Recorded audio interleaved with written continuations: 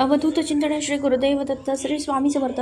आपल्या पतीला उत्तम आरोग्य, दीर्घायुष्य लाभावे आणि जन्मोजन्मी हाच पती मिळावे यासाठी प्रत्येक सुवासीन महिला अत्यंत श्रद्धेने आणि उत्साहाने साजरा करते. तो सण म्हणजे वटपौर्णिमा.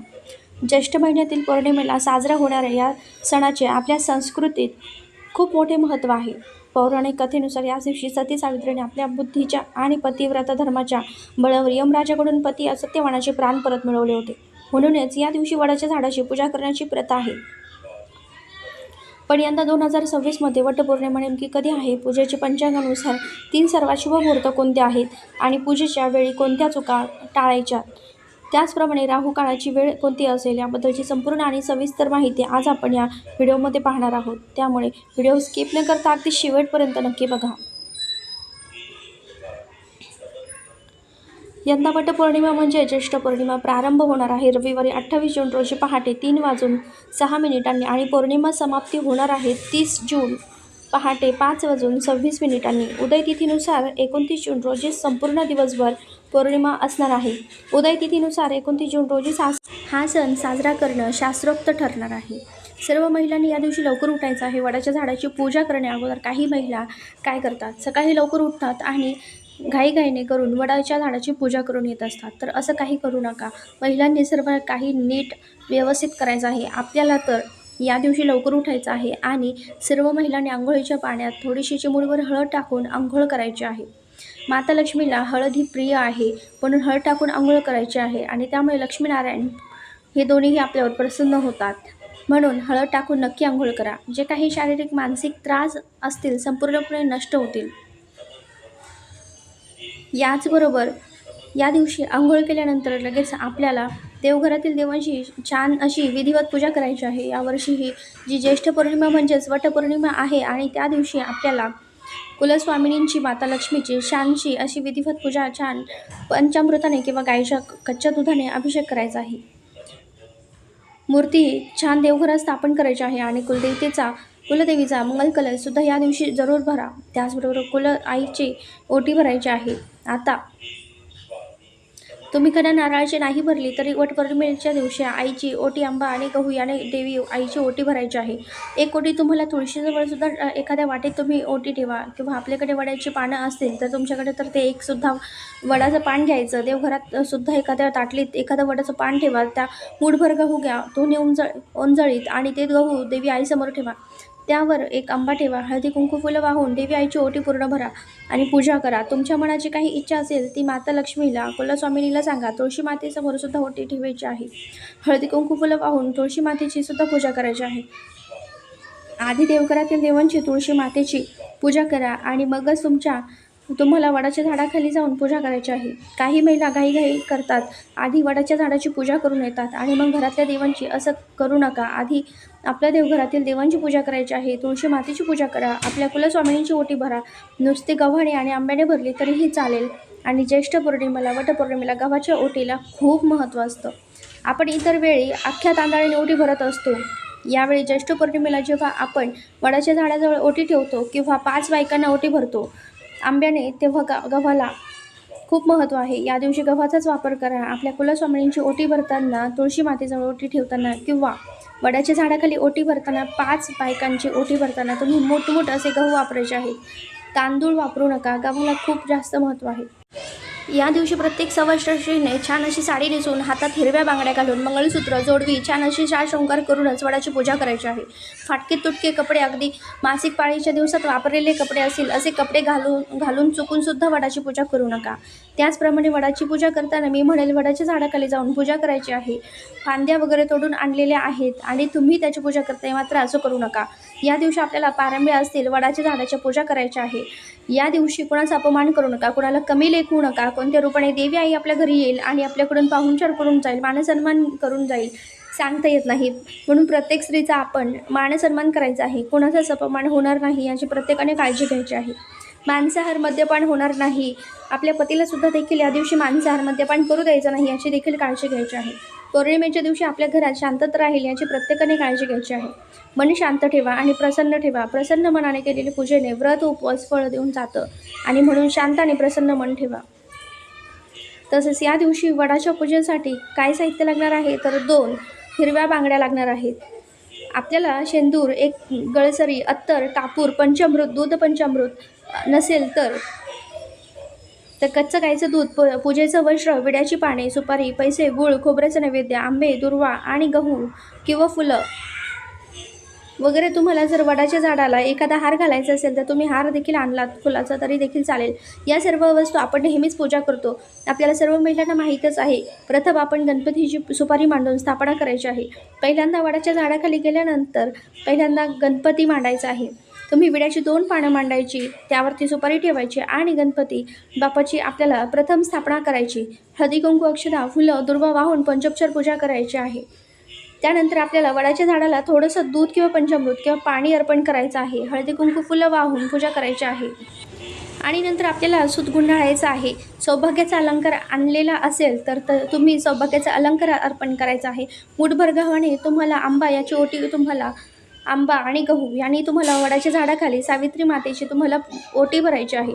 जशी तुम्ही दरवर्षी पूजा करतात ना पंचोपचारे, तशीच पूजा करायची आहे. प्रथम गणपती बाप्पाची पूजा करा आणि नंतर आपल्याला बाकी पूजा करायची आहे. जन्मोजन्मी हाच जोडीदार मिळावा. जोडीदारासोबत संपूर्ण आयुष्य सुख समाधान आणि आनंदाने, आरोग्याने, ऐश्वर्याने, गोकुळाने फुलून राहावं.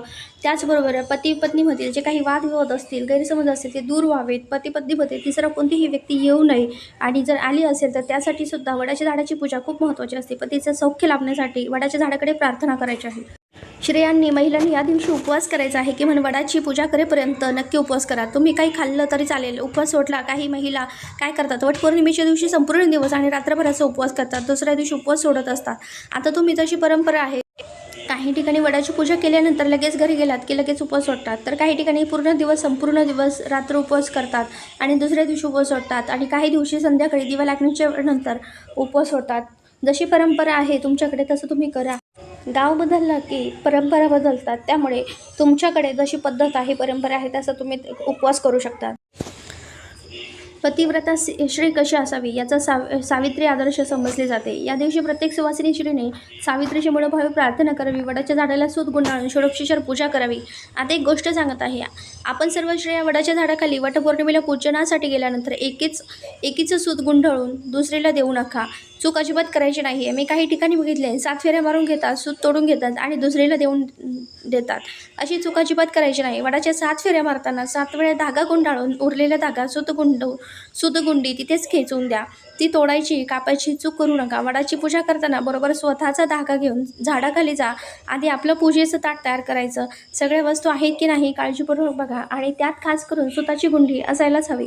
बघा, तुम्हाला पूजा साहित्याच्या दुकानात सर्व गोष्टी मिळून जातील, सर्व वस्तू मिळून जातील. ती सुतगुंडी घ्यायची आणि मगच आपण वडाची पूजा करायला जायचं आहे. हे मात्र विसरायचं नाही. अगदी सख्या बहिणी जरी असाल तरी तुम्ही एकमेकींची सुताची गुंडी एकमेकांना देऊ नका. तुम्ही जरी बहिणी असल्या तरी तुम्ही एकमेकीचं कुळ मात्र वेगवेगळं आहे. प्रत्येकाने आपल्या पतीसाठी एक वेगळी सुतगुंडी घेऊन जायचं आहे. इतरांकडे मागत बसू नका.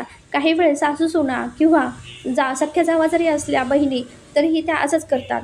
7 वेळा धागा बांधला की झाडाला तोडू नका. तो उरले तिथेच खोचून द्यायचा आहे. तरच तुमचं वटपौर्णिमेचं व्रत पूर्ण होणार आहे. आपली सुतगुंडी इतरांना देऊ नका, मागत बसू नका आणि ती तोडत देखील बसायचं नाही आहे. या चुका करू नका. या चुका करतो आणि मग काही ना काही अडचणी आपल्या पतिदेवांना भोगाव्या लागतात. मग कामात त्यांना काही अडचणी आल्या, काहीतरी दुर्घटना वगैरे घडली की आपण म्हणतो की एवढं व्रत केलं, तेवढी पूजा केली, मग असं कसं झालं.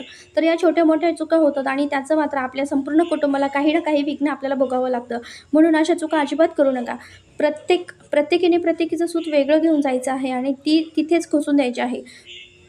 तोडून घरी आणायचं नाही. पुढील वर्षी कामात येईल असं बघू नका. 5-10 रुपयाला सूतगुंडी मिळून जाते आणि आपण आपले बरेच असे खर्च करतो. पतिदेवांसाठी आपण एवढा खर्च करू शकतो.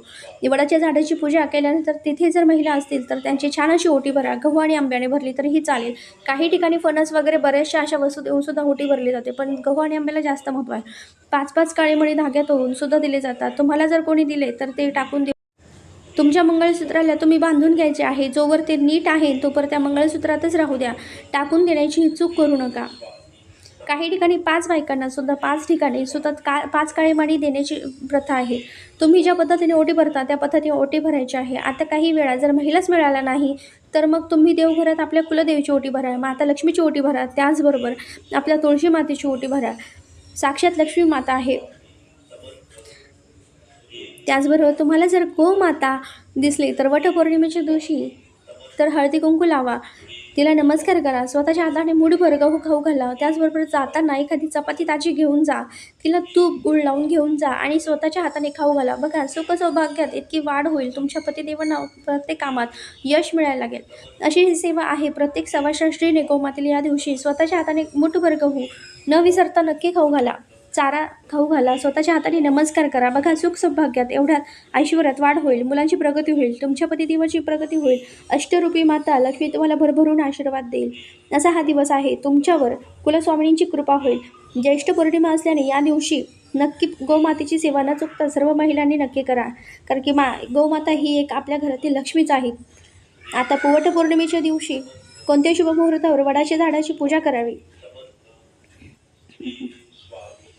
यंदा वटपौर्णिमा 29 जून रोजी साजरी केली जाणार आहे. या दिवशी सोमवार आहे. वटपौर्णिमा म्हणजे ज्येष्ठ पौर्णिमा प्रारंभ होणार आहे रविवारी 28 जून रोजी पहाटे 3:06 आणि पौर्णिमा समाप्ती होणार आहे 30 जून रोजी पहाटे 5:26. उदय तिथीनुसार 29 जून रोजी संपूर्ण दिवसभर पौर्णिमा असणार आहे. वटपौर्णिमेच्या दिवशी काही शुभ मुहूर्त आहेत.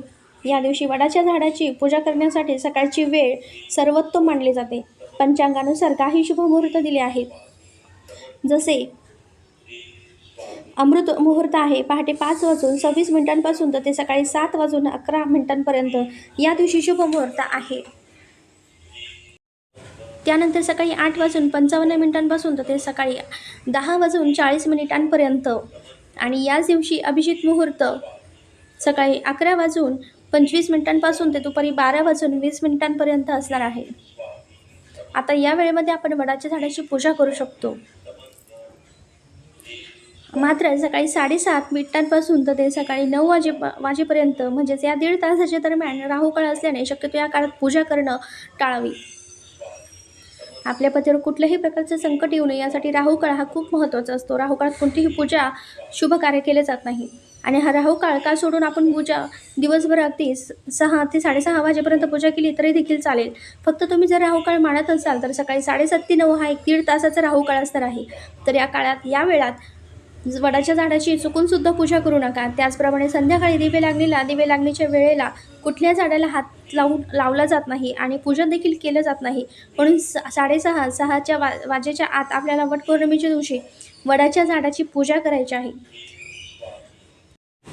काही महिला वडाच्या झाडाची पूजा होईपर्यंत काही खात नाही. तुम्ही जर लवकरात लवकर पूजा केली तर अतिशय उत्तम. या व्हिडिओच्या माध्यमातून तुम्हाला वटपौर्णिमेची संपूर्ण माहिती, महत्त्व, शुभ वेळ, राहुकाळ असं संपूर्ण माहिती देण्याचा प्रयत्न केला.